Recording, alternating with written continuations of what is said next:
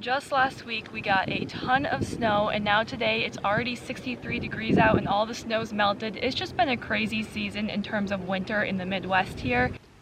But I had to put a hold on everything today and come out here to this park to do some painting and watch what is supposed to be a pretty cool solar eclipse today. We should be able to see a solar eclipse at 2:08 p.m. It is currently like 1:30, so soon we're gonna see a solar eclipse. But until then, we are just going to enjoy this wonderful spring weather and do some painting, do some drawing. I brought a bunch of paints, some colored pencils, some oil pastels. Like, we can just go crazy. This is my current art journal. I've had it for many years and it's kind of full of a lot of random doodles and stuff because I haven't gotten into art much until just this year. And every time I use this, I get hit with an urge to go buy a new one that's all cute and fresh. But I mean, if there's still so many pages for me to fill up, why would I buy a new one, you know? So this is what I'm gonna use today.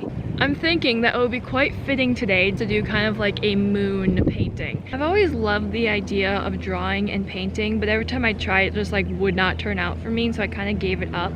And I'm really practicing this year on just painting for the fun of it, not for talent. So I try not to take too much time on all my work. I try not to overanalyze it and just have fun with the shapes and the colors. And this is a lot like dance in my mind. I've been reading a lot of things about how dancing is so good for you, just to move your body in that way, whether you do it well or not. I think that art and painting and drawing and any kind of creativity like that is just as good for your brain and your body. I think it helps a lot with things like anxiety and the fear of failure. You start to become accustomed with the idea of messing up or failing. So I really encourage you, if you have any urge to do any kind of drawing or painting, just to do it and see what happens.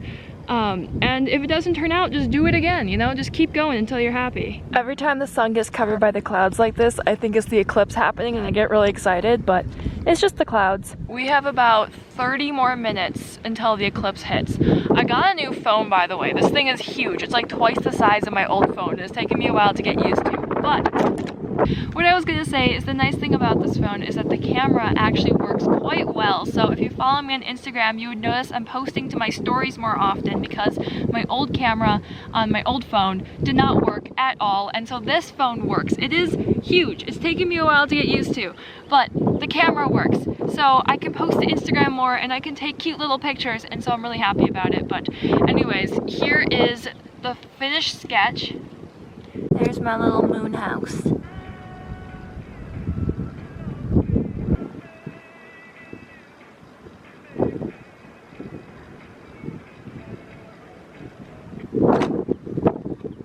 Look at how pretty these colors are. This is all watercolor, and these like sparkly ones here, gorgeous.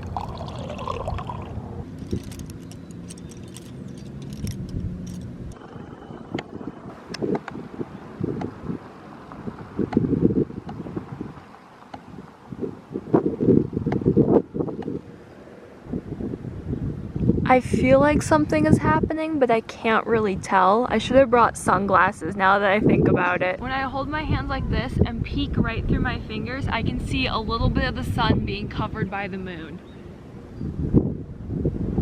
That's really cool. Whew, my eyes are watering. It is definitely getting distinctly darker out. Like, everything is in this dark haze right now, and I can see with my own eyes that there is something covering most of the sun, but the sun is still too bright for the camera to pick that up. I wish I could show you. Let me play around with my settings a bit. I mean, this is kind of an obnoxious way of showing you, but I have all my settings to the very lowest they can go, and as you can see, the sun is not a full circle, so all that other part is covered by the moon. It's behind the clouds again, but this is gorgeous. You can kind of see right there behind the clouds how the moon is covering the sun. You can see it now. That is so cool.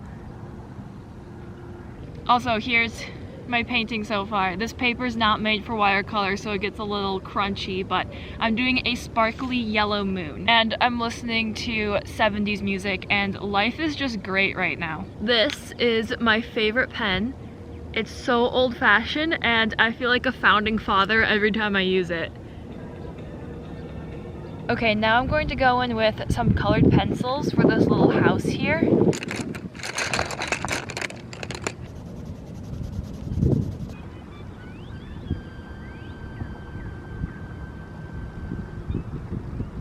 Can we just take a second to appreciate the stone I put on this house because it looks so good. Now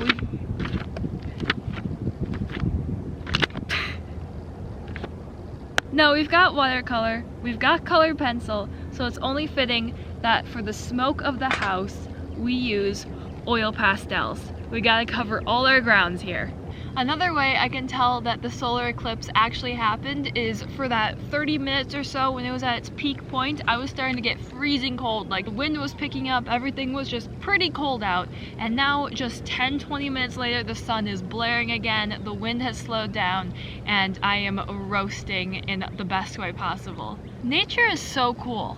Like, so cool. There are so many aspects of nature to discover, whether it's all the way up there, right here on Earth, or down in the sea or the ground. There's just so much to see and look at. Let's do a little practice one first.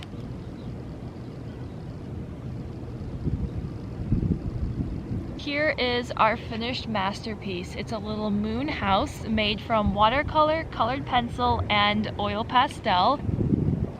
This is just perfect. I wanted to wait until I was back home before I filmed the outro just because it's pretty windy out there and I want you to be able to hear me properly. So hopefully you enjoyed this little paint with me video, or what more realistically was me fangirling over the moon and the sun crossing paths, which is really cool. This was a great use of an afternoon. I had so much fun today, so if you enjoyed this video then please give it a like and also subscribe to my channel because it's the polite thing to do. And I will see you again soon. Ta-ta.